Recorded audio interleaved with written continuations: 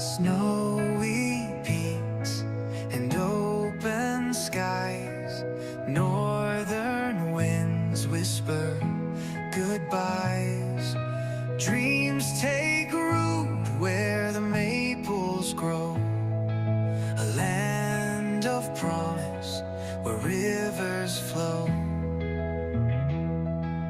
Welcome to the north, where the light shines so bright, chasing every dream beneath the stars tonight.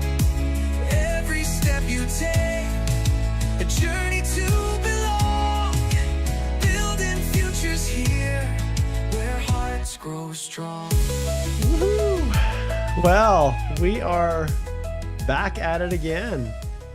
Welcome everyone to another live Canada Immigration Q&A. It's so good to have everyone here. Alicia, good to have you here with me. How are you? It's busy, Mark. It's I don't know. I think every year Christmas becomes very full. There's lots of people who need things right before the holidays, and so all of a sudden there's a rush of people who had their applications refused, and now they've got to try to scramble to stay in status. So it's tricky. It's busy. It is, absolutely. Well, we'll wait a few minutes as people start to pile in. We got a little bit late start last night. This morning, I just needed to sleep just a little bit more. We have my new little granddaughter that is staying with us, and she's brought her mom and her dad to visit while they're getting their feet back underneath them. And so good to say that I am a grandfather. So That's that is awesome. that's something big that's going on. I did post, I think I sent a post out on X, which was a couple days ago, but little Macy here. Let's see if I've got one that I can show. Let's pull this one up and see. Just give me a second. I'm going to see if I can do this. Oh, there we go. The sticker right on top here. So that's little Macy. She is just this tiny little thing. Oh my goodness. I forgot how small these little characters could really be, but that is little Macy. So me and my wife and I, and yeah, it's cool to be grandparents. Very cool.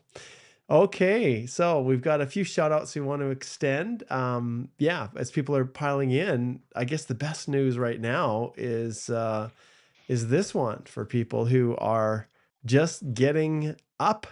If you've been sleeping and having a late night like me, this is quite the news. So we're used to seeing this here described as Francophone, French language, but hey, what do you know? We've got 6,000 CECs. This is like an early Christmas present for people because because of the large numbers, it pushed it down to 520. And I can tell you, I've got a lot of clients right now that will have received ITAs today. And I'll be honest, I just wasn't sure what was going to happen. There was such a love affair with French. I just did not think that they were going to do another big scoop. So what does this mean? Well, one, this is for next year. So the annual levels plans are accounting for a number of allocations for next year, and these ones will be squarely within that wheelhouse. So they're getting a good start for next year, and we're happy about that. But what do you guys think about this? Do you think this is a positive? I have to assume people are pretty excited about this. 6,000 invitations issued. The low CRS is 520. Tiebreakers July 15th. So how do you guys feel about this? Is this a positive sign, a sign of good things to come? I'm curious what you guys have to say about that. All right. He says, I hope they play Nickelback next time.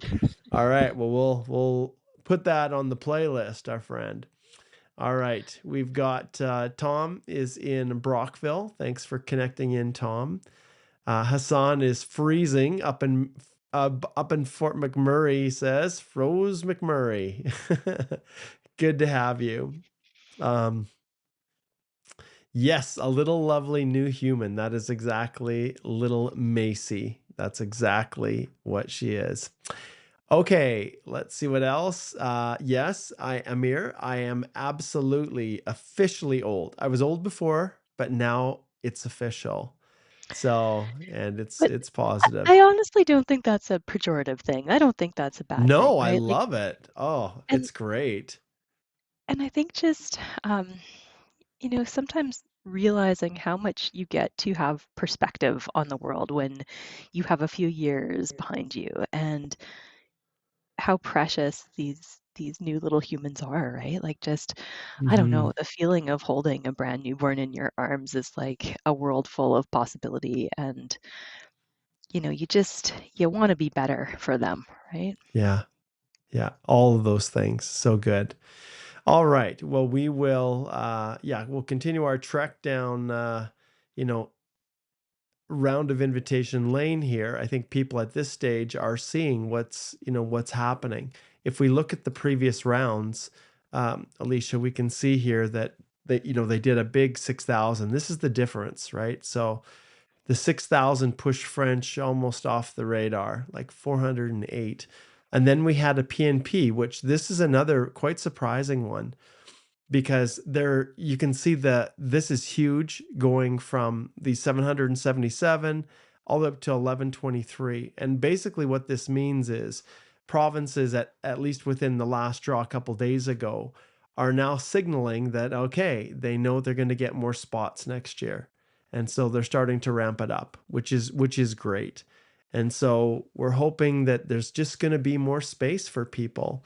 And what are the 33,000? What are they going to look like? And that's another thing that I'm going to start to talk a little bit more about, things that you guys can do to start getting ready, regardless of what it looks like for the grouping of 33,000 that they've been talking about. So it's an interesting time, but it's good news. I'm really, really happy that we're able to announce that here.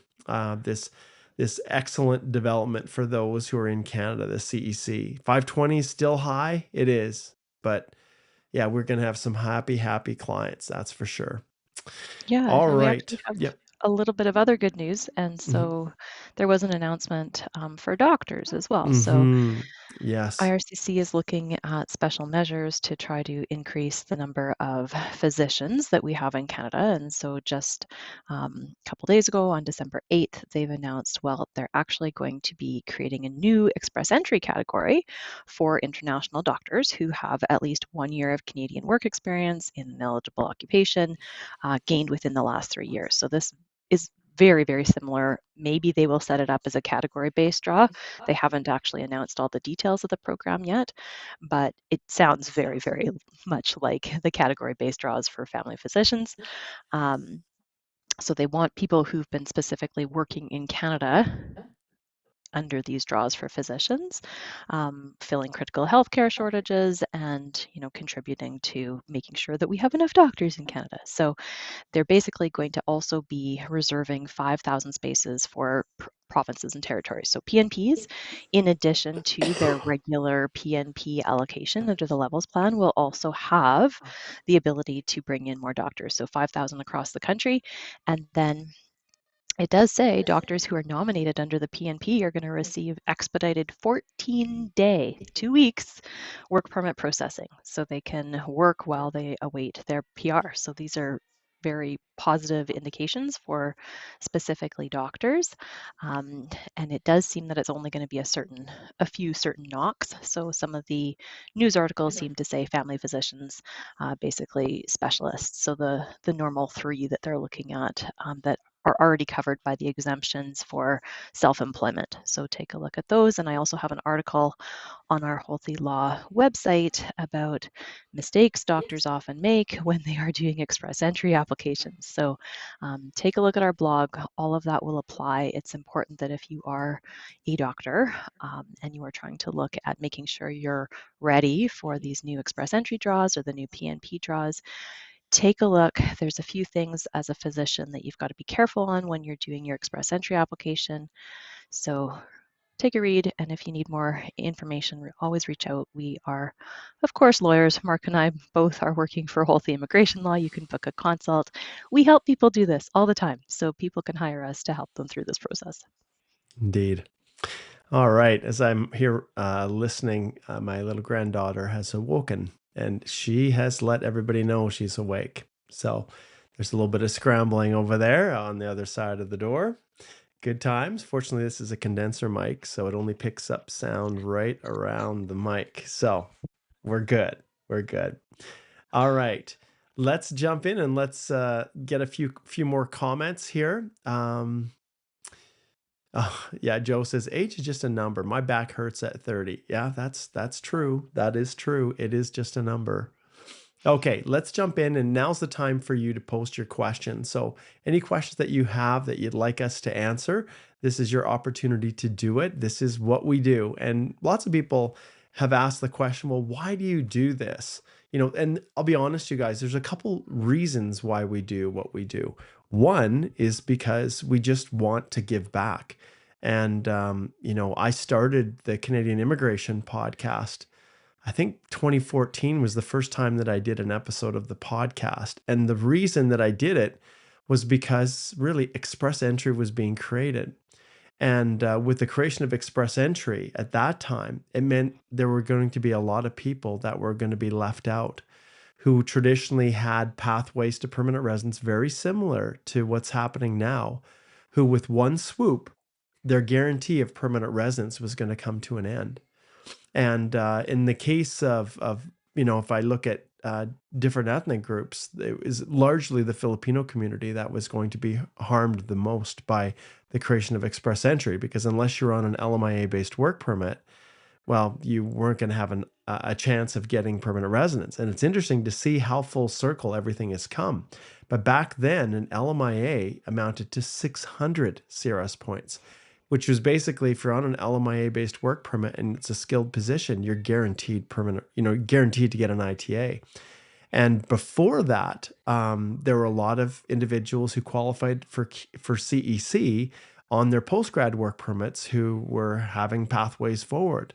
And then all of a sudden, as of January the 1st, 2015, everything changed. So I created the podcast to kind of just talk through the things that you needed to prepare for, at least people to be ready when Express Entry came. And I remember I did, the first episode was, I think, July of 2014. You can go back on the podcast and look at it. And I wrote a blog post, I remember, that crashed our website. It wasn't designed to handle the load, and it crashed it twice. And it was just a list of things that I was telling people that you needed to do now to prepare, because I knew, what it was going to look like. I knew what was coming. And to a large extent, that's kind of what Alicia and I are doing right now. We're trying to get the word out as soon as we can when something happens, trying to help people prepare for what we believe is coming in the future. And we can't predict or know everything that the government is going to do or what they, changes they're going to make. But the reality is, after practicing for 20 odd years, we start to see patterns and trends. And so that's one of the reasons why we do this, is to give back. Now, we don't offer free consultations, one-on-one consultations. So that's another reason why we do this. And then we've set it up very easily for people to book consultations through our firm website. And all you have to do is go to the website, and all throughout it right here, you've got little links everywhere that basically speak to a lawyer, and then that drops you wherever you click on. That'll then take you right here to where you can book a consultation.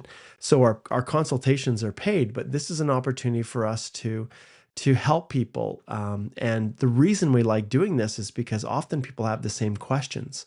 And when we answer one person's question, there could be, 100 other people that are also benefiting from that same question being answered.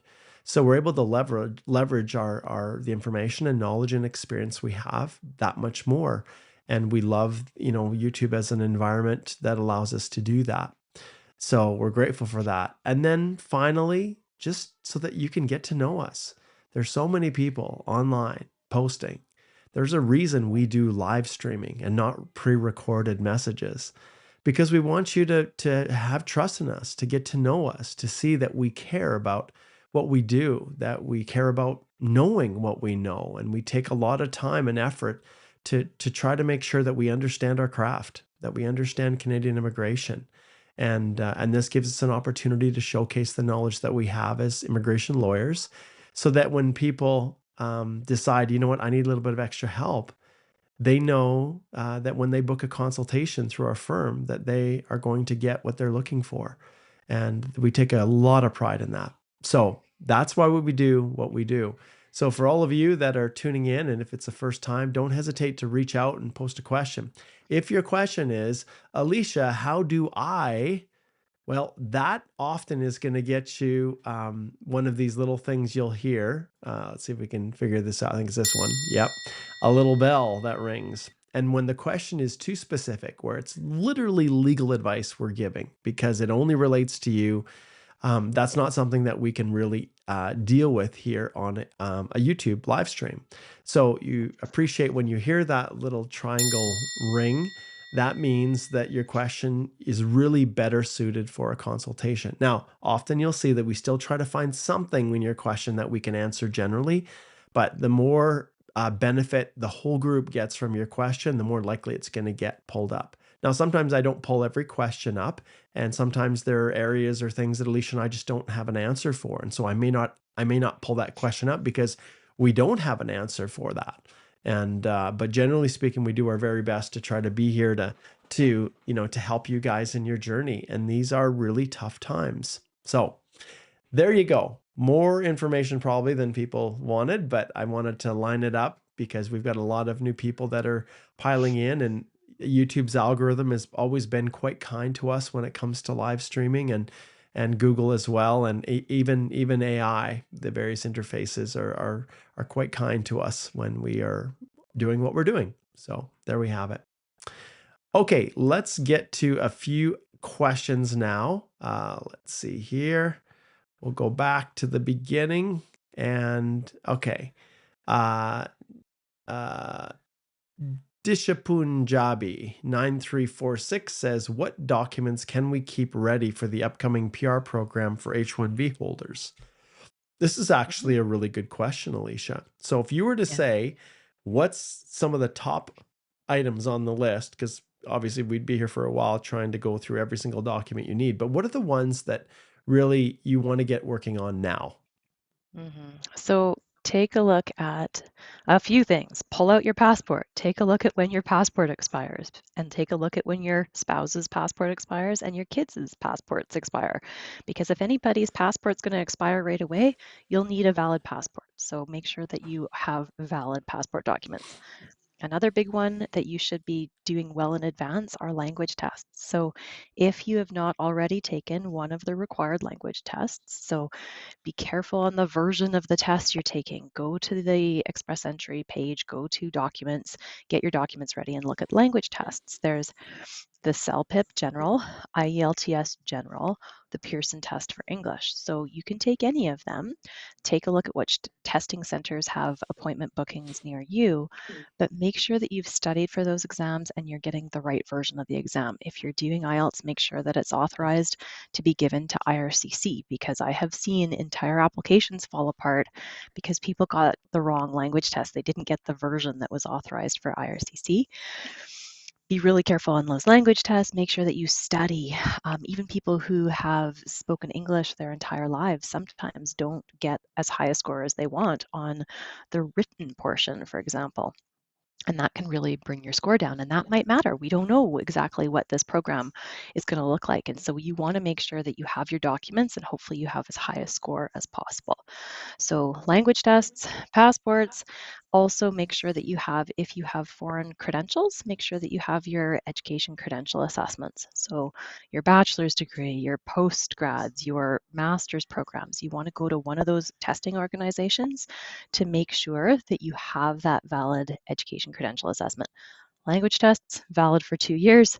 Education credential assessments, valid for 5. So take a look at that, because we know in the past, like when we had that TR to PR program, literally it was gone in hours, right? All those spots filled up in hours.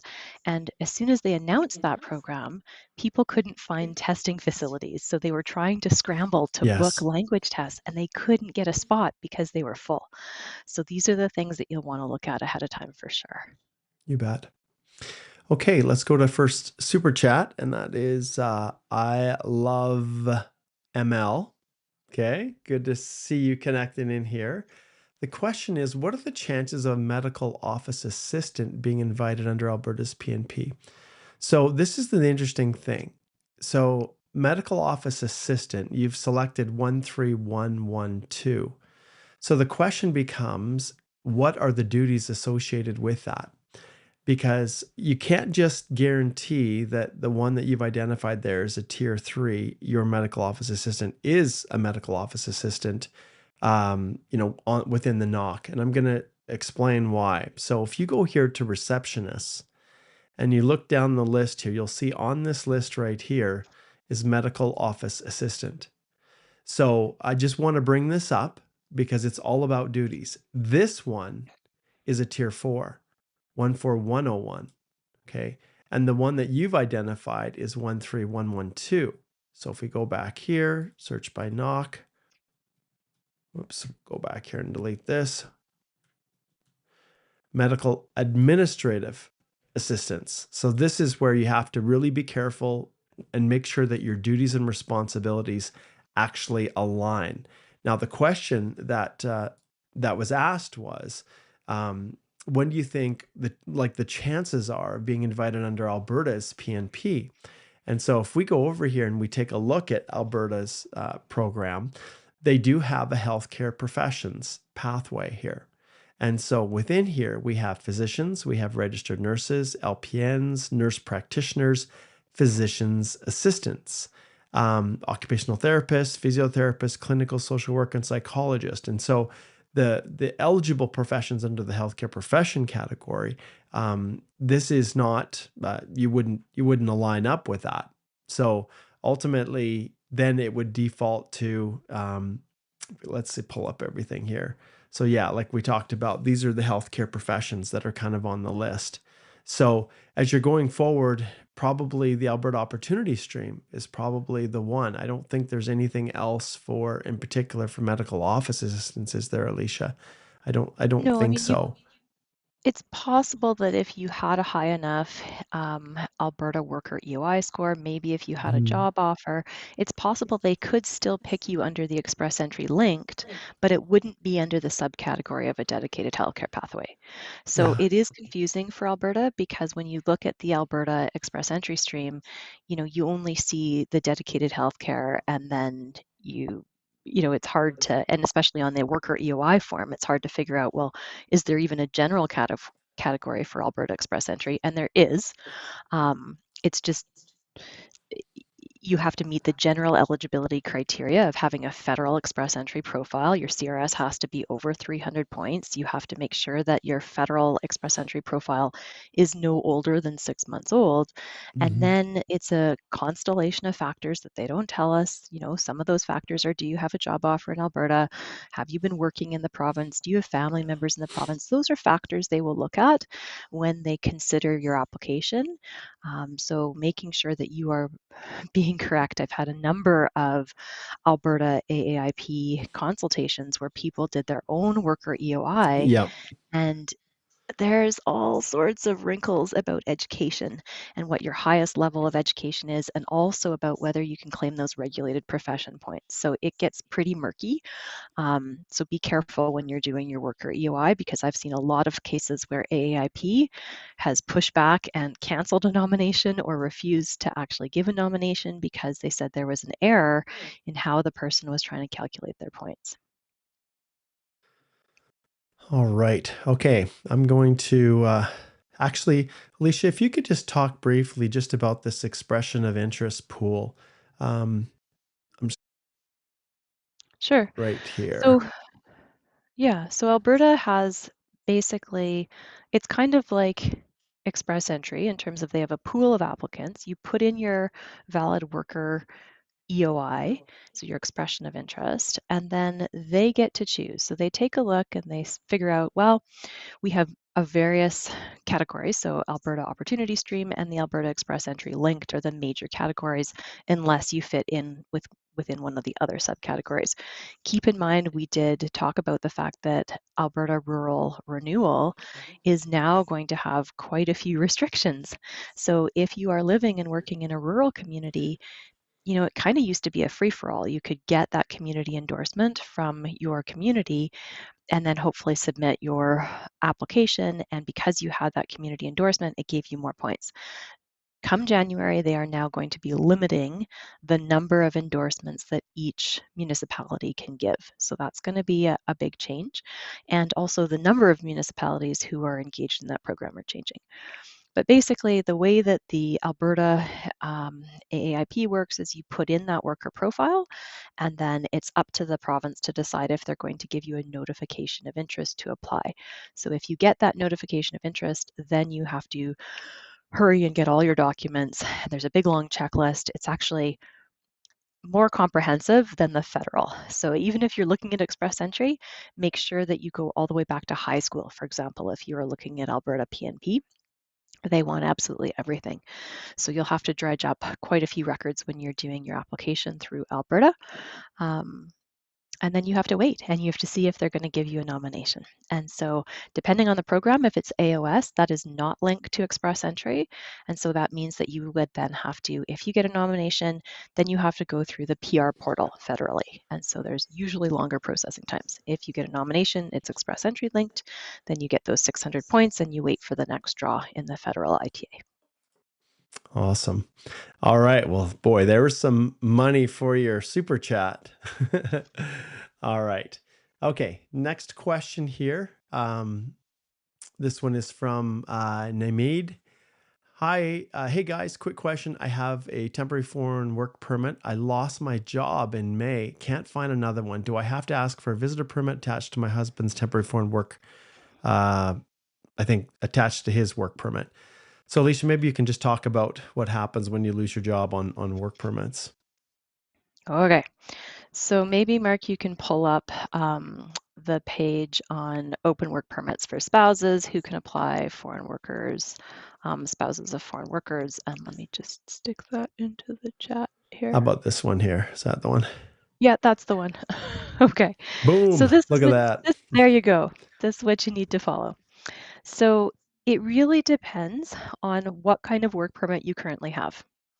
So if you have a closed work permit and you can't find a job, you're pretty stuck unless you can find another employer to do an LMIA, Labor Market Impact Assessment.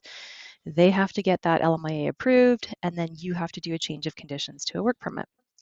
If you have an open work permit, you've got a bit more flexibility. You can work for any employer as long as your work permit remains valid. So the fact that you've lost your job doesn't invalidate the work permit, but if you have a closed employer-specific work permit, you can only work for that employer. So if you want to work for a different employer, you need to find a new employer, they have to go through that whole LMIA process, prove they can't find a Canadian to do the job, and then only then if they get approved on that LMIA can you apply for a change of conditions on the work permit. Now, if your work permit's totally expired and if your only hope is under your spouse, then you've got to go through this huge decision tree and it gets really complex, and it 100% depends on what knock your spouse is doing. So they have to be employed full-time and you've got to figure out what is their knock. And so there's rules. If your spouse happens to have, out of the 5-digit knock code, the second digit is a 0 or a 1, then that is a tier 0 or 1, and that means that you would be eligible to apply, in most cases, for an open spousal work permit, as long as your spouse's work permit, you can prove that your spouse is working in that tier 0 or 1. The next thing, though, is that if your spouse is not working in a tier 0 or 1, then it's only select tier 2 or tier 3. Igor's got a good article. It goes through which tier 2 and which tier 3 occupations are eligible for the principal applicant, like the anchor spouse. And then you've got to look, is your spouse on that list? And then only if they're on that list, and if they have 16 months left on their work permit, can you apply for that open spousal work permit? It gets really tough to meet those requirements. All right, let's jump to our next question here. This is a kind of a perspective kind of question here, Alicia. How long do you think it would take someone to learn French and attain a CLB 7? Well, I had one client who did it. She was super dedicated. She already spoke 3 languages. She decided, you know what, my best pathway to permanent residency is going to be if I learn French. And so she literally only worked part-time online for her own company. And she decided, I'm just going to dedicate like 6 to 8 hours a day of learning French. And she did. And it took her 8 months, and she got her NCLC level 7s. And we applied. She got an ITA. We applied. She is now a PR. So 8 months if you are really good with languages and you are super dedicated. But not everybody can dedicate themselves that long every day, and it might take longer. All right, next on our list here, we'll slide over here now. All right, so this one is from Mo, and I think this is a real valid question. Oh, how my advice has changed over the years. So Mo says, my CRS score is 330. Should I bother to apply? So maybe I'll answer this one. So prior to 2021, when it came to express entry, I had a pretty good idea, where the rounds of invitations were going to fall, whether or not someone had a legitimate chance at getting an invitation to apply. And I felt it was quite unethical for people to take money to submit profiles in the express entry pool when a person had no chance of getting an invitation to apply. So at one point in time, I think 413 points was the record low. And so anytime I saw someone submitting a profile for someone that had less than 300, and I said 300 because Alberta at times would extend out a notification of interest to people if they had at least 300 points and they had a particular occupation that was in demand. And so I knew that some provinces might do that, but generally speaking, even that was a big stretch. So anyone who submitted paid someone or charged someone to submit a profile and convinced them to submit a profile when it was under 300, I thought was quite unethical. And then February the 13th, 2021 occurred. And at that time, I think I was the national chair, right around there anyways. And we had a meeting, I remember, with Minister Mendicino. And the borders were closed. Not a lot of people were able to come in. They were really pushing hard to meet their levels plans, very ambitious levels plans. And so they were trying to figure out how to do it when they couldn't get people landed that they wanted to bring through the federal skilled worker program because they basically were outside of the country and there were travel restrictions. So, and I've spoken about this in the past, but I said we created a list of top 10 kind of things that the minister could do to increase the landings. And number 2 on our list was to just do larger CEC draws. Well, boy, did he ever do a large CEC draw. If you go back and look, that was the largest, I think, to date, which was 27,332, I believe it was, on February the 13th. That's how many were extended. And essentially what he did was he pulled everyone out of the pool. Everyone that was eligible through CEC received an invitation to apply. And the lowest score was 75. Now, you didn't even need to have any education to hit 75. 75 was kind of, and I think the lowest you could possibly ever go is around 67. I think I was doing the math after that just to see how low you could go and still be eligible through CEC. Well, that's effectively someone who has very low English, at least a CLB 5 for CEC, and 1 year of skilled work experience. That's essentially it. And so 27,332 people received an ITA. So flash forward to today. We do not know what the government is going to do. We don't know. And because of what's happened in the past, I no longer tell people it's not worth it to submit a profile. So when you are sitting with 330 points, you just don't know. I don't know what your occupation is, Mo. I don't know, whether or not you're in an area where, or even if you speak French, right? So always, if you have an option to submit an application, an expression of interest, a profile in the express entry pool, or one of the expressions of interest through the various PNPs across the country, do it. It does not hurt to do it. But I'm And going to add a because we just don't caveat. know. Yeah, sure. Oh, I'm going to okay. add a I know where caveat to Alicia's that going here. Don't because submit Quebec and no, well, don't submit if you're living in Quebec, yes. But here's my caveat on this is Mm, people figure, oh, this is easy. I can just do it myself. I'm just going to put in an express entry profile. And here's the problem, and here's what I'm seeing recently. Immigration now has the ability to cross-reference every single thing you've ever submitted to immigration in the past. yeah. And literally, I am seeing refusals on express entry because immigration has gone back 6 years ago to that person's initial study permit application, and they've looked at it and they've seen a difference in the job title, what they claimed for their foreign work experience on their study permit. And they're saying that doesn't match what you put in your express entry profile. And they're refusing based on that. So if you are going to create a profile, make sure that you are taking the time and the care that you need to do the work to go back to take a look at if you have previous applications with immigration, if you've done visitor visas in the past, if you've done study permits in the past, if you've come under a study permit and did a subsequent study permit and a PGWP, go back and take a look carefully at what you've told immigration in the past and if there were errors in those past applications, or if an agent filed it for you and you don't know what they said.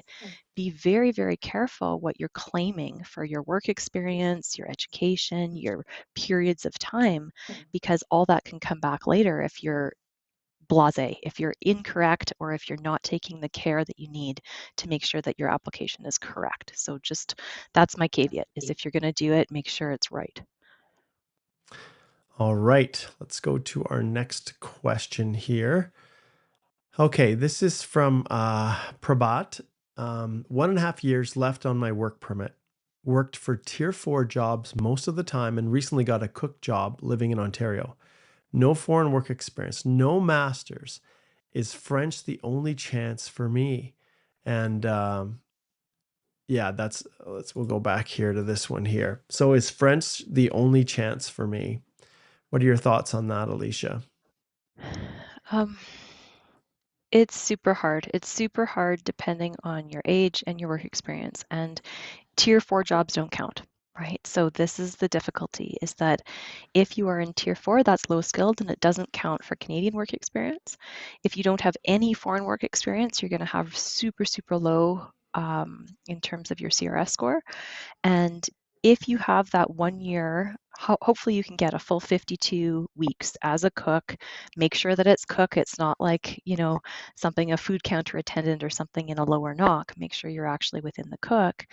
Um, Depending on the province, like maybe you can try to look getting your red seal, but normally you need to have more years of work experience as a cook. So probably if you're in that situation, probably French is going to be the best way to pump up your score, but it's still going to be pretty tough. Yeah. All right. Pratik Vora. My score is 521. Does this mean I will get an invitation today? All right, let's slide over here and let's look at the invitation, and we'll just swap that out. And then I think it's appropriate to add this here. If your score is 521 and the lowest ranked candidate that was extended an invitation was 520, then yes, you should receive an ITA. This is a general Canadian experience class draw. As long as Pratik, as you are in Canada and you're eligible through the Canadian experience class, not FSW, then you absolutely should receive an invitation to apply today. So check your account, and then post here. Let us know if you did receive your ITA.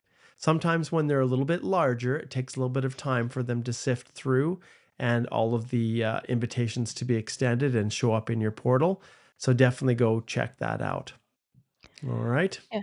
And for people who are wondering Mhm. about the tiebreaker rule, so you'll see on there that it has a tiebreaker rule. So if you had, Pratik should be fine because it's 521. You're one above the minimum CRS. If you had a 520, what would happen? Why do we have this tiebreaker? And it's because there are a whole bunch of people that have exactly 520. So if you have exactly 520 as your CRS, that's where the tiebreaker comes in. So if you had a valid express entry profile as of July 15th and they use UTC time, then you're a lucky person. You're going to make sure that as long as you had it by that date, July 15th of this year, then you get the invitation to apply. If somebody is after July 15th, so they were later getting in a valid express entry profile, and they have 520, they lose out. Exactly. All right. Okay, let's jump back here. Joe's got a question about the Alberta Advantage immigration program. He says, if my points in my express entry, for the AAIP expression of interest, if my points in express entry, do I need to update my expression of interest? I think basically says, I hate that you have to take it down first, update it. Well, the reality is you can't make changes to the expression of interest system. So you do have to recreate a new one. The positive is that it doesn't take too long to do it. But yeah, it'd be nice to be able to just adjust it, but their system isn't a dynamic system that way like Express Entry is for the federal programs. All right. Okay, here's another crystal ball question. Benoit says, does 515 have any chance in CAC by January? It's all about the timing of those draws, right? If they were to do another draw next week under CEC, maybe, right? Depending on the size, how many invitations to apply. If they did a 3,000 draw next week on CEC, it might go down quite a bit, right? Because not many people had a chance to pile in. And so, yeah, sometimes when they have these back-to-back draws, it allows people to actually have a chance when they wouldn't have if you do have only very small CEC draws of 1,000 people. Yep. You can see Harsey's also hoping for that reality. If they were to do another 6,000, then maybe it would drop it from 520 down to 510. We just don't know. So, and major chunk of file, in that section between 501 to 510. So these are the things that I think a lot of people are kind of hoping for, and I don't blame them. I think there's reason to be optimistic. We've had enough bad news lately that there's reason to be optimistic. So great comment. Thank you. Okay, Emmanuel says, hi, Mark. Do you need to show proof of funds if we're invited under a PNP? I have a job offer in Canada and authorized to work in Canada. I was eligible under FSW. Thank you. So this, Alicia, the job offer world, this is one that a lot of people are now really confused about because of express entry pulling or the government choosing to remove the CRS points for job offers. What are your thoughts on this one, Alicia? I wrote a whole blog article on this. So if you go to our Holthe Immigration Law website, take a look at the job offer points and the fact that they removed the job offer points for CRS score, but it's still relevant for two things. It's still relevant for your 67-point pass mark, and for this questioner, it's still relevant for whether you have to show settlement funds. So this is important. So this one's Uh, more serious. yeah, no, it's the can I claim? Yep, job This offer one. points. So if you take a look at this article and you go down, I will talk about settlement funds in here. So if you can validly claim that you have a job offer, and if you had put that in your express entry profile, then under the regulations, you don't have to prove settlement funds. I would also say, however, be careful of what category of PNP you were invited under, because sometimes various PNPs have a settlement fund requirement, and that's different than the federal settlement fund requirement.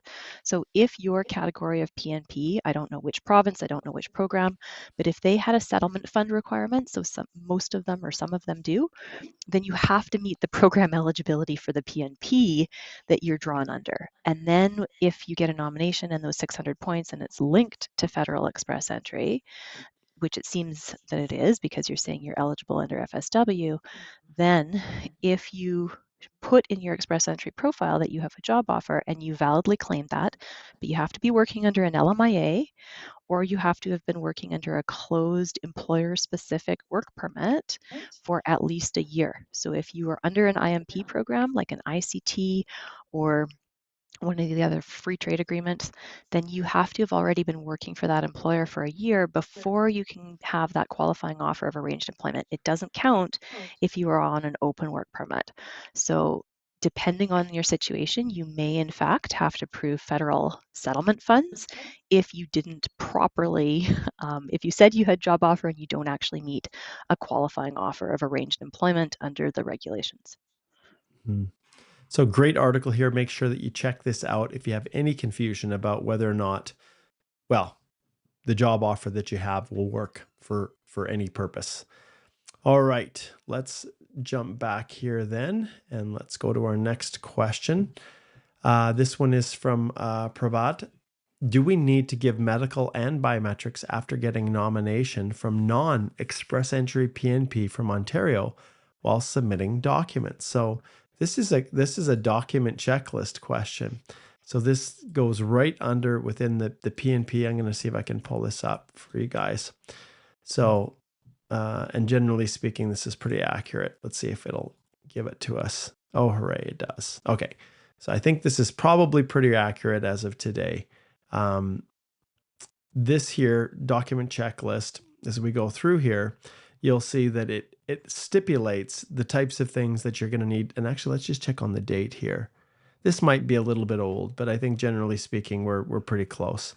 So if we go through and we look at the list of documents that are required, once we get to them, so, passport, your obviously your nomination certificate. And this is an interesting thing I want to point out, which I know this is kind of tiny. I wonder if we can expand it here a bit. A little bit. You can kind of see it. It's web-based here, so we don't have the same ability to expand the way I would normally. But one thing I want to point out here is that we have, you can see confirmation of nomination. So you're instructed to upload it. Well, provinces like Alberta, for instance, will often issue these nomination certificates in a locked format. So they will issue the certificate, or at least they did in the past. And then the certificate, you need to actually type in the code. And so I had some clients, they'd come to me after their application was refused because they'd uploaded their nomination certificate, but it was still in the secured format. And so the officer who was opening it up didn't have the password to be able to view it. And so they refused the application. So just be aware of that and just watch for it. So you can see identity, civil status documents, police certificates, photos, fee payment, you can see here. So within this particular checklist here, you can see there isn't a lot of information. But one thing we do know now is that at least within the PNPs, it's all done through the PR portal. And I'm just going to flip back here, Alicia, for a second and see if I can even pull it up, because I think this is a fair question and people need to understand kind of how this all works. So I'm going to see if I can pull up. Just give me a little second here. Let's see. So what happens under these programs is if you get your nomination from a province and it's non-express entry linked, these are what used to be called paper-based applications. So literally people would have to file a paper application. That's not the case anymore. What they did was they turned it all into a PR portal. And so there's a separate PR portal. That's the one that you have to use if you're doing a spousal sponsorship or a family class application. And it's also the one that you have to use if you're doing a PNP non-express entry linked application. So the principal applicant would have to go create this PR portal using their using their email address. They've got to create their own security questions and their own password, and then they log in. And then once you create that, it's going to ask you, okay, well, what do you want to call your application? And then you're going to go in and you're going to basically indicate that you're doing it for a PNP. The problem with this portal is they use it for a lot of different types of applications. So it's not specifically tailored to you as a PNP applicant. And so it's going to give you all the generic forms that you need, the IMM8, the 5406, the schedules for family information, 5669, and the travel forms.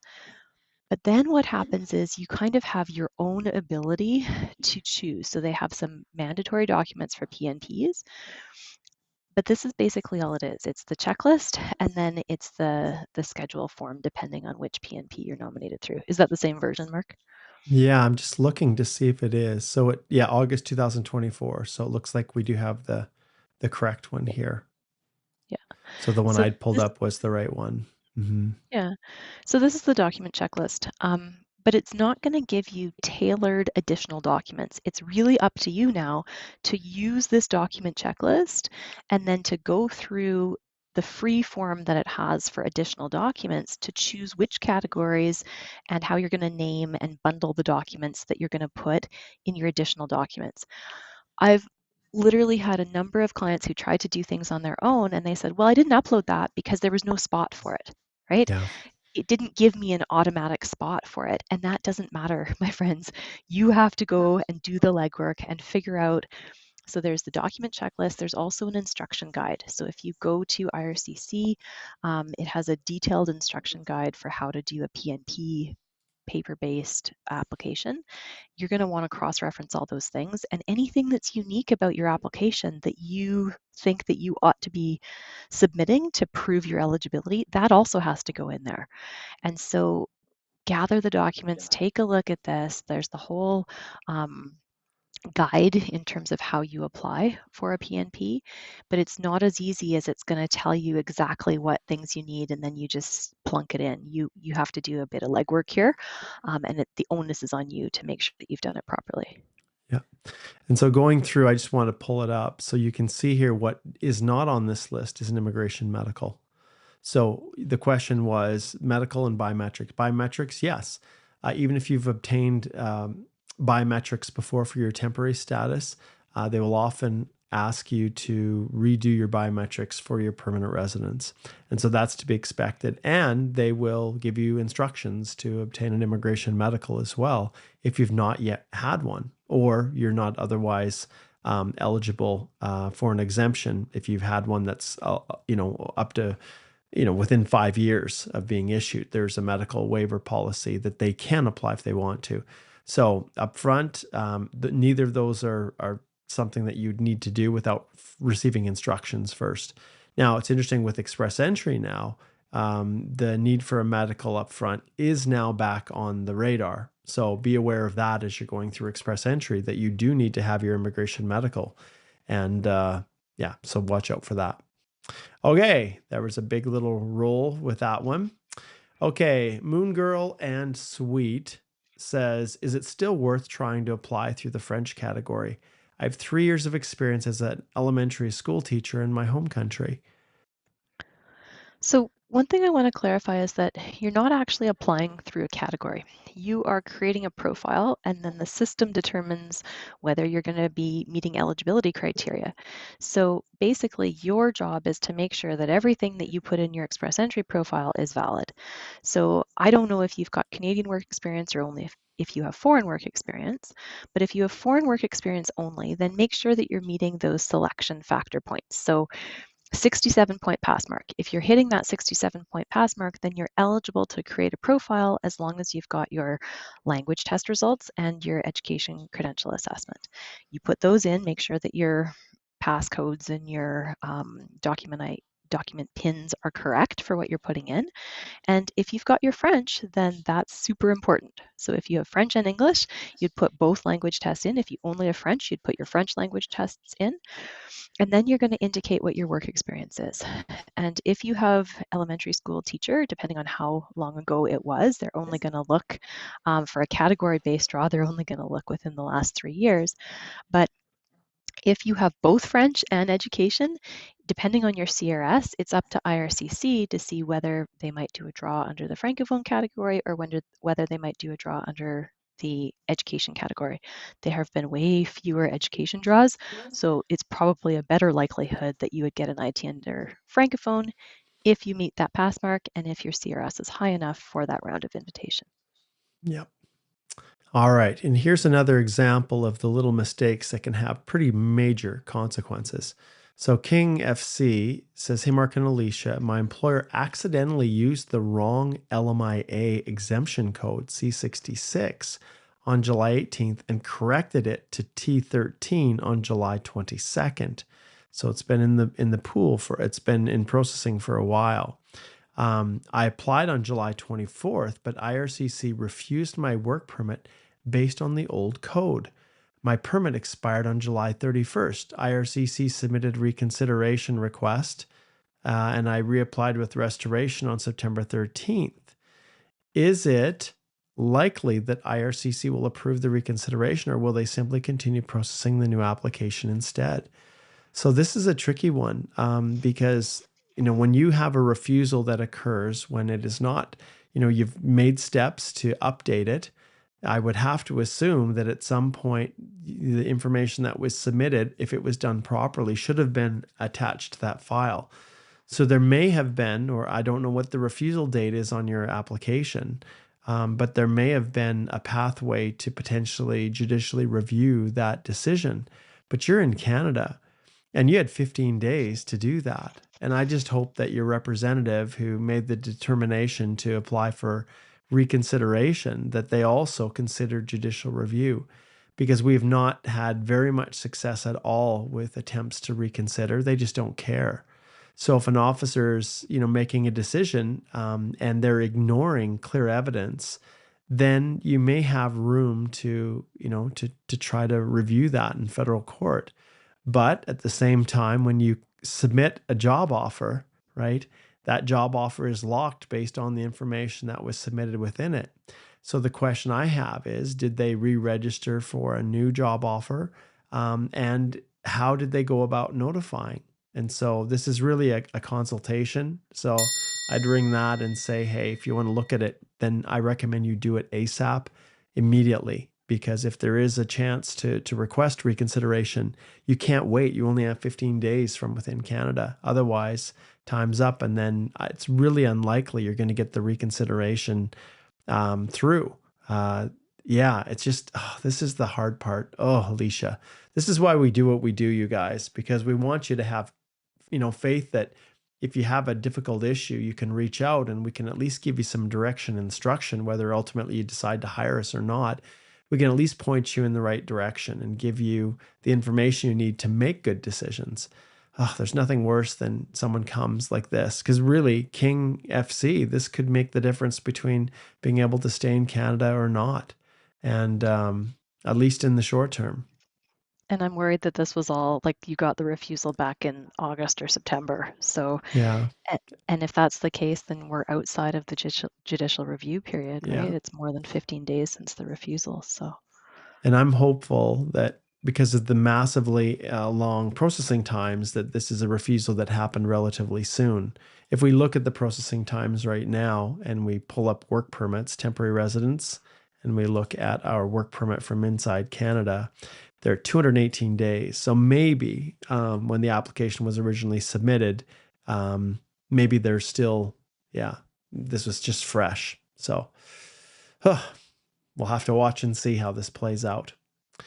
Okay, next on our list here. Oh, yes, the 33,000. Definitely something. So regarding the 33,000 special program, does your crystal ball indicate we will see a draw yet this year, or do you expect it in January? So this is just it, Tom. Like, we don't know for sure if the 33 is going to be pulled specifically from Express Entry, or whether they're going to create a new program, which they've kind of hinted at a little bit. And who's going to be included? Who are the winners? Who are the losers going to be? But there are, notwithstanding that, things that people can do right now to put themselves in the best position possible for consideration when that day comes. And stay tuned. If you haven't subscribed to our YouTube channel, please do that, because this is a topic that I'm going to be covering here as we go through the balance of December, as we prepare for the new year, because they earmarked these 33,000 for 2026. So we know it's going to be having something that's coming in the new year. So there are things and steps that you guys can do right now. And this is not dissimilar to what I went through back in 2014 when Express Entry was being launched. And so stay tuned, watch. We'll have some blog posts and some things on this exact topic, and probably some devoted live Q&As even to the 33,000. And we'll see how this unfolds. Yeah, Alicia. And not only that, right? So when the TR to PR pathway happened, Mark was on it all the time, right? We were always churning out content. We were trying to help as many people as possible. When the H-1B Canada visas started, same thing. We're trying to help as many people as possible, because these are race to file applications. So if it's a race to file, we're going to do the same thing. We're going to have as much information as possible so that people can try to prepare ahead of time. And even if it isn't a race to file, exactly like Mark is saying, there's a lot of things that you should line up and have ready so that you understand the process, because you want to make sure that your application is considered as part of these measures. Yes. All right, next question. What do you think the possible changes in Canadian immigration are going to be? Are they changing Express Entry? Maybe they're planning to change the categories altogether. Well, Sumit, I can tell you that they're always looking at ways to adjust and tweak based on what they feel the needs of the country are. So we've seen changes that they've made within the Express Entry comprehensive ranking system criteria. There was a time when there were no points for siblings. There was a time when there were no extra bonus points for French. Even education, I think, has come on, was an addition from the original grouping. And so we've seen them drop the job offer points from 600 points down to 50 for tier 3 and higher, and for the 00 tier to 200. And now we've seen them remove all of the points for job offers. So changes, we know that they have talked about special measures, obviously for H-1B, at least those types of individuals. Now, whether that's the individuals that are already here on H-1B open work permits, or whether it's people that are actually in the US, looking at $100,000 processing, which I don't think applies to extensions of existing ones, but to new ones, and maybe companies are then considering Canada, which has always been this kind of game that Canada has played. When bad news in the US arises, then Canada, says, hey, consider us, which is always problematic. But anyways, and then they also have talked about measures for obviously the physicians, like we've just talked about earlier in the live stream, and executives, C-suite level individuals who are kind of out of the picture right now because they're often older. Those individuals, they've talked about doing something to try to reach them, and as well as academics, your professors and things like that, researchers. So we don't know if those individuals are going to be included within the 33,000. We also know that the 33,000 themselves, one of the focuses they've identified is people that have established themselves in Canada, which suggests that they probably have at least a year, maybe 2 years on a work permit in Canada, and they're established in their communities, and that they're paying taxes. So is there a wage threshold? If you're making this much money and you're paying this much in tax, does that somehow another barrier that they may put in place? I don't know. Or maybe you're just working and have paid taxes for a year. So all of those things we will see, but there are definitely things you can do now to start preparing. And so stay tuned. If you haven't subscribed to the channel, please do that, and watch as we start to drop a little bit more information on those. And no, there's no way that we can know for certain exactly what's going to happen. There's lots of speculation, But we've been at this for a long time, you guys, Alicia and I and Igor. And the reality is we have a very good idea of what people are going to need to do to prepare so that they're ready. So stay tuned. Next on our list here, David says, greetings, Mark. As a PR in Canada, if I want to leave outside Canada for a year or two, is there a re-entry permit I can apply for before leaving in order to avoid PR being canceled? Well, David, you have your permanent resident card, and that's the main identifier as to your permanent residence that you can demonstrate to an airline to get on a plane and come back. When you're a permanent resident, you're always a permanent resident until the decision is made. So the PR card is the document that you would use to be able to board a plane and come back to Canada as a permanent resident via a commercial carrier. If you somehow found your way to the US and were crossing through the land crossing, well, you wouldn't technically need your PR card. However, you do need to demonstrate that you are a permanent resident through demonstrating your confirmation of permanent residence. So when you leave, though, you have to understand that you need to demonstrate 2 years in every 5-year period. So depending upon timing, you could be outside of Canada for a year or even 2 years and still come back to Canada and maintain your permanent resident status. But remember that when you are seeking reentry to Canada, or anytime you're applying to IRCC for anything, they have the ability to conduct a residency determination. Now, the border doesn't do that at the border, but they can refer you for a residency determination and to determine if you've maintained your 2 years in every 5-year period. So that's usually triggered when your PR card expires. So if you're thinking of leaving before your PR card expires, I wouldn't do that. I would stay. I would renew your permanent resident card if you have that option. And then I would strongly encourage you to ring the bell, book a consult with us so that we can look at this and examine it, because this isn't a decision you want to make lightly. And Alicia and I have both seen people who've reached out to us after having left the country and through circumstances maybe within their control or at times outside their control, they weren't able to return back. And now they're facing the loss of permanent resident status, a status that they fought tooth and nail for years to get. So please be careful, and we encourage you to book a consult. Okay, let's see. Next here, we've got Alvin. He says, is it possible to submit certificate of employment instead of a reference letter for work experience outside Canada? The COE includes my job duties, positions, salary per month, date of employment. All right, Alicia, you want to tackle that one? Yeah, so Mark has spent many hours of his life creating our Express Entry course. And so we have a magical Express Entry Accelerator course. And this is one of the key questions that comes up all the time. And yes, we have both, Mark and I, seen refusals, not on our clients, but on people who tried to do things on their own or maybe had an agent that was helping them. And they did not have exactly what IRCC says is required in terms of proof of their work experience. It could be foreign work experience, could be Canadian work experience. Tends to be harder to get that foreign work experience proof because it was many years ago and other countries do things differently. So in this course, we have an entire section dedicated to what documents you need to gather and especially how you're going to prove your work experience. So immigration is very sticky about what they want for foreign work experience. And this is where if you can't get exactly what IRCC requests, then you have to try to cobble together and do your best with other documents to try to get essentially most of the information or all of the information that IRCC requests, but in different pieces. Understand that as soon as you do that, there's always a risk. There's always a risk IRCC can say, you didn't give us an up-to-date letter of reference from your employer with a current letterhead signed by your direct supervisor or HR manager. Maybe they have some concerns with it.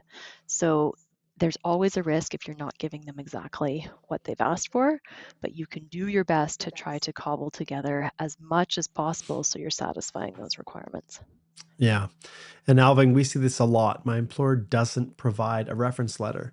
I'd like to say that this is quite a unique thing that is rare, that doesn't happen a lot.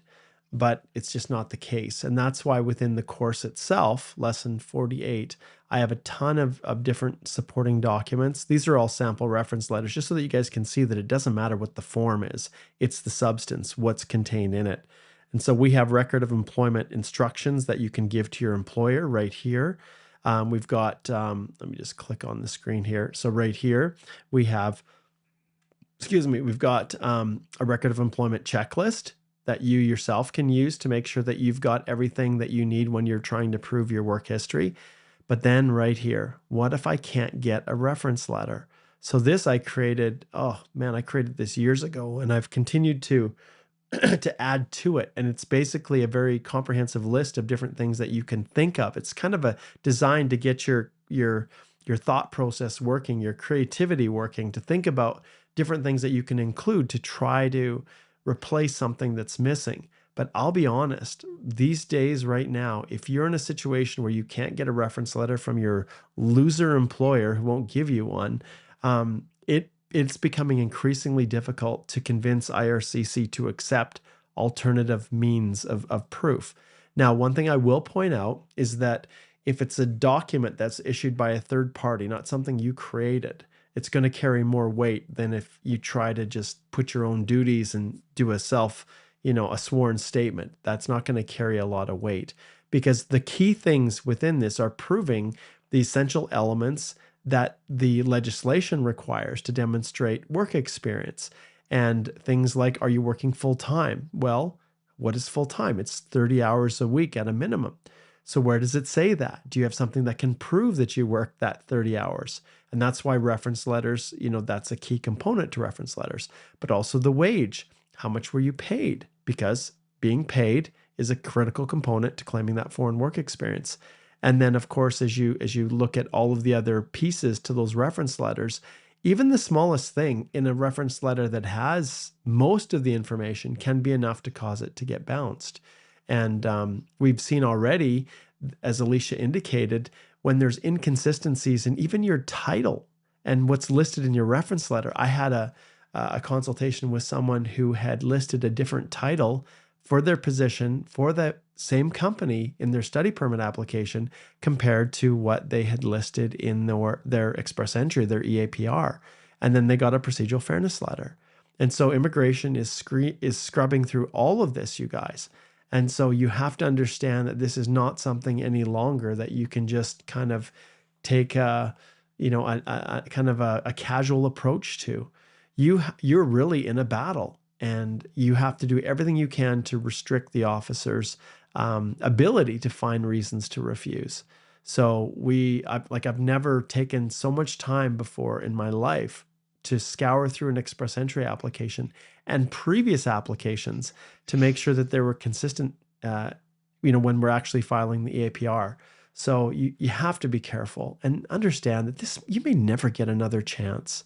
And that's heartbreaking for us, especially when people have filed their own in good faith. Immigration says you don't need to hire anyone, and then they submit it, and there are things that they just never had any idea were an issue. And then they come back to haunt them. Or people who book consults with us after they've got their application rejected.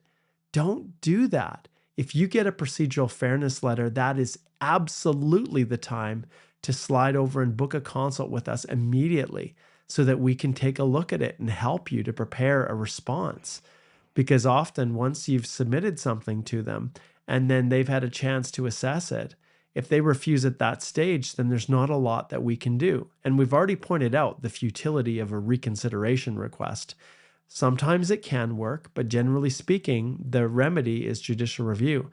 And I would by far rather have had a hand in responding to your procedural fairness letter, shoring up whatever deficiency you had, and then saying, officer, okay, now try to refuse, right? Than trying to figure something out after where you can't add anything new.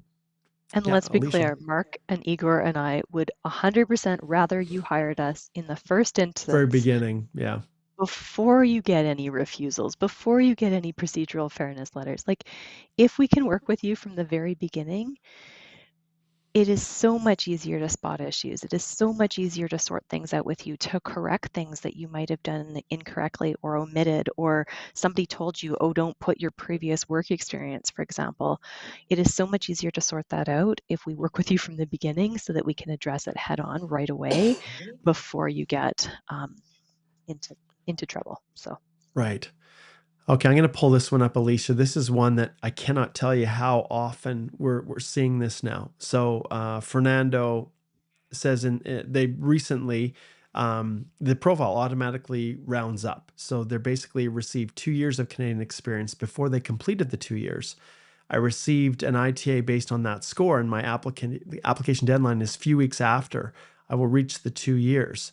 So this is something that becomes a real issue because I don't know how you listed your work history.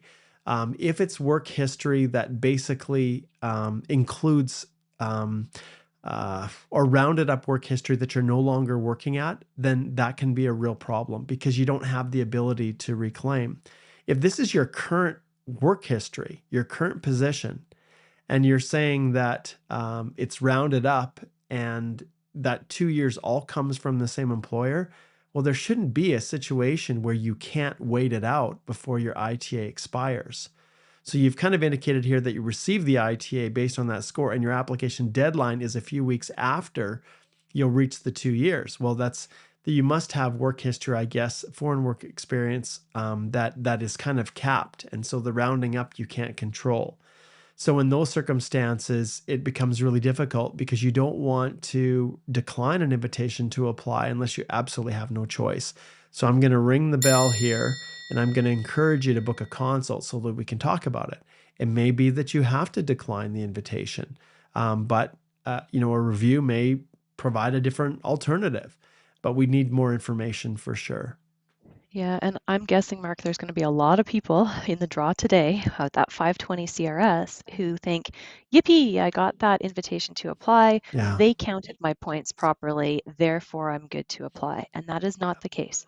The No. system, if you are looking at Canadian experience and the only reason you got that ITA is because you have 2 years of Canadian work experience, but you were working for different employers, and let's say you started working on April 1st, but it's giving you, or April 20th. Let's say you start working on April 20th, but it's giving you credit for that entire month, and therefore you're short on a bunch of months when you cobble together your different Canadian work experiences.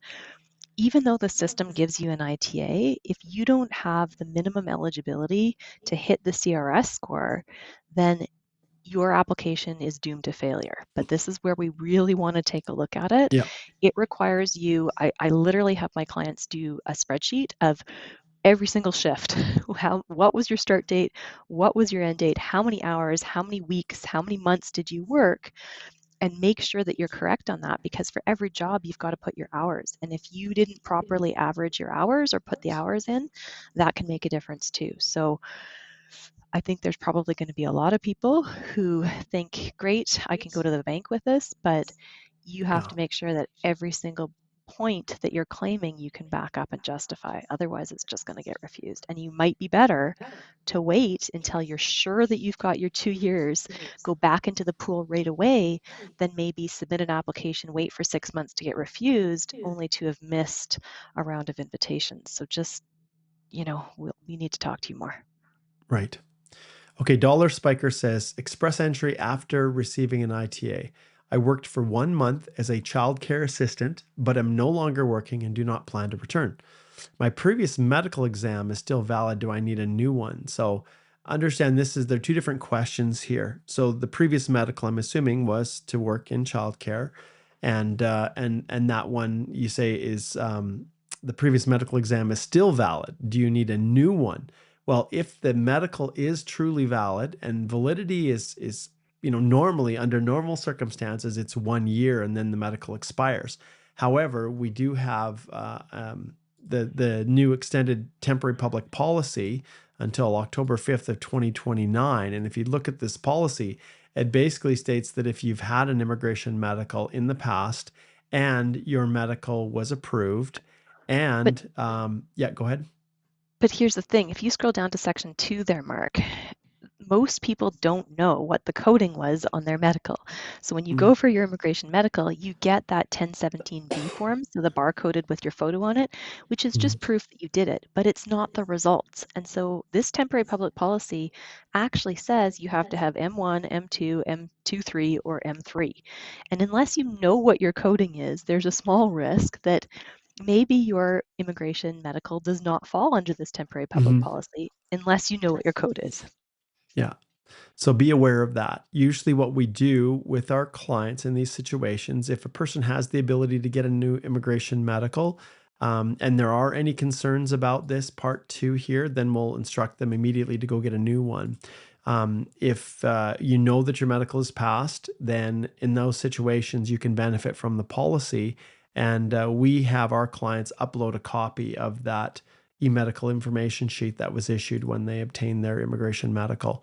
So that because you're supposed to instruct them on the actual IME number associated with it, and the best place is right on the e-medical information sheet. So be aware of that. Okay, we're a little bit into overtime here. We need to wrap up a little bit quicker here. Okay, key P9Y. Do our express entry profile need to at least have 6 months before it expires? It's a year. So express entry So, profiles are valid for a year.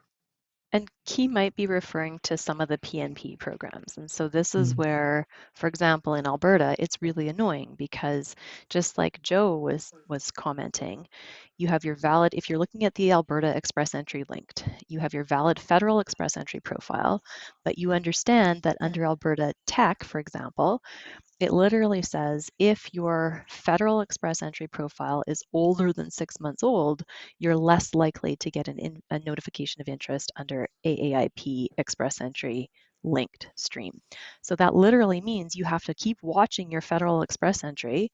Then once it hits 6 months old, you have to do a whole new express entry profile. So take down the first one, do a whole new express entry profile, and then go do a whole new worker EOI linked to your new express entry profile number. So it is super annoying if you're looking at some of the PNPs, but Mark is correct. Under the federal program, your express entry is valid for a year. you bet. Okay, super chat slid in there. Okay, second last question here. Nemed says, if I live in Quebec, can I still submit for express entry with the intent to move to South Ontario? And so once again, there's an I in there. And Named, yes, she says, I'm just going to book a consult because it's really complex. Apparently it is. And you have to be so careful these days. Okay, last super chat here from Lucifer. Nice. We have the yes. Okay. Will plane pilots transport be back to categories? So I think will they be included pilots and transport? So Yeah. they did have transport as one of the category based draws. Will they return to it? I just don't know. Um, we usually see that things kind of surface and then they go away and they don't always come back. Even STEM, as all of you are very much aware, we have not seen a single STEM draw all year. And it was on the list, but there was no draw. So they made those calls. So yeah, I don't know, Alicia. I don't think it's going to come back. At least that's my feeling. But Alicia, what are your thoughts? So here's what we do know. For category-based draws, they do consultations. So every year, and so Mark and I have filled out surveys, other lawyers, other immigrant serving settlement agencies, other provinces, other stakeholders fill out surveys about where are there job shortages, where are you noticing trends, where are there industries that can really use people in certain types of knocks, and they talk to unions and they talk to all sorts of interested parties. And they use that data to then create the categories for next year. So we do know that, yeah, the pattern has been since they've created category based rounds of invitations, they'll do these consultations and then in the new year, they'll say, here are what the categories are. And then they try to keep that category plus those specific knocks for the year.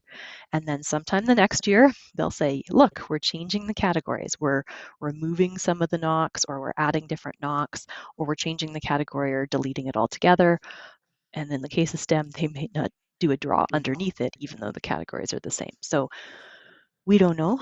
All we've heard is that they are looking at creating some new sort of pathway for defense military personnel, as well as for researchers, as well as for leaders. So people who are, just like Mark said, senior executive managers who are in those higher tier NOCs. So that's all we know, and we'll have to stay tuned to see how they tweak the categories for 2026. You bet. All right, I do want to just let everyone know as we wrap up here, we've had a few people that have asked questions about how to book consults and things like that. In the description for this video, wherever you're watching this one as a recording or live, is a link to our firm website right here. And once you're on our firm website, all you have to do is just click on Speak to a Lawyer, and that will then give you the options where you can choose who you'd like to book a consult with. And you can schedule it, and it's really quite a slick system. So we've made it as easy as possible for individuals. So yeah, and we've got some individuals here that are posting questions about refusals and things like that. And all I can say, you guys, is that if there's any issue that any concern you have within your application, it's far better to book a consult early on, as early as possible. And you may be fine to submit on your own. You may book a consultation with us, we resolve some concerns, and you proceed forward. But wow, the refusals, the grounds that they're finding for refusal are so innocuous. They're so tiny. They're so, in the past, I would consider insignificant. And now they're alleging misrepresentation. They're finding grounds for refusals based on doubting a person's credibility because you don't have the exact example duration of work aligned across all of your applications, or as I alluded to in the past, the title of your position was slightly different. And this isn't even for work history that you're claiming points for. This is in the personal history we've seen things, and not even for you as the principal applicant. It may even be for a spouse. So this is the world we're in. We're faced with a department who's been given instructions to get as many people out of the country as possible, and through whatever means. And if a person doesn't have a PR application in the pool, or a permanent resident application submitted, then they don't have bridging open work permit options. And if they don't have bridging open work permit options, then they must leave the country when their work permit expires if they have no other path forward. And so these are dark days of immigration. And it's part of the reason I think we've never been busier in our practices before. And I think now, after all of these years of doing these live Q&As, Alicia, I think people are finally starting to realize, you know what, it's probably better that I just book a consult with Holthe Immigration Law. At least I can know where I'm at. And I have a lot of conversations, you guys, with people where I say, look, it probably makes sense for you to go home for these reasons. We reason through things. We talk through things. We talk about the impact on express entry. Remember, if you're an individual who's got 2 years of Canadian work experience and your permit's expiring and you don't have a way of extending it, but you don't have any foreign work experience, well, returning back home, you can be home for almost 2 full years and still be eligible for CEC. And in that time, accumulate 1 year of foreign work experience that can then potentially boost your score for 20 more points. And so there's also, go ahead, Alicia. Yeah, and somebody actually just literally said that. So Teru Vaisani says CEC eligible but left due to work permit expiry. Next month, my CRS will be 546. Do I need to show proof of funds? So it really depends if you are chosen under CEC, and likely you would be chosen under CEC. So if you get an ITA make sure your express entry profile is up to date and it's still correct. But if you get an invitation to apply under a CEC category and you've been working outside of Canada and you've updated everything in your profile, the nice thing is you don't actually have to show proof of funds if you're given an ITA under CEC. But make sure that that's a moving target, right? The longer it is that you're away, you still have to show that you have at least that 1 year of Canadian high-skilled work experience, 52 weeks, 30 hours a week within the previous 3-year period. So yeah, absolutely. All right. Well, I'm just going to flip this on here. That's the sign, you guys. Thanks so much for joining us once again in this Canada Immigration Live Q&A. This is something that Alicia and I really, really enjoy. And I'll be honest, it's been fun for me to watch Alicia grow in her confidence doing live streaming. Because in the beginning, Alicia was a little reticent about joining me and just answering these crazy questions that are coming at us from all directions. And we do have to be careful because the information that we provide, we need to make sure that it's accurate. And when we've got a lot of different questions about all facets of Canadian immigration, we hope that you can see, one, like I said in the beginning, that we care. And we care enough about you, and we care enough about our practice as immigration lawyers to make sure that we're up to speed with what's happening within Canadian immigration. We're here if you need us. We are back every Wednesday mornings at 10 a.m. Mountain Time.